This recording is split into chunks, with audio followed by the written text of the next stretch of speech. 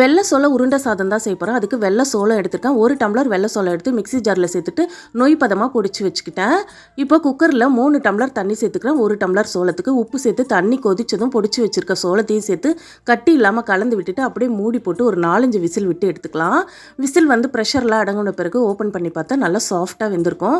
நல்லா கலந்து விட்டுடலாம். கலந்து விட்டுட்டு இப்போ தாளிச்சிடலாம். கேஸில் ஒரு வானல் வச்சுருக்கேன்.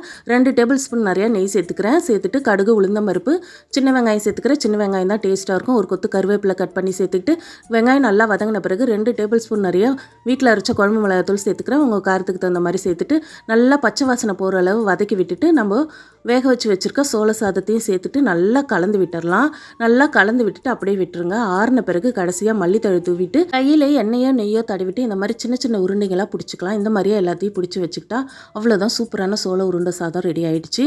வத்தலோடு சாப்பிடும்போது அட்டகாசமாக இருக்கும். ரொம்ப ஹெல்த்தியானது. ட்ரை பண்ணி பாருங்கள்.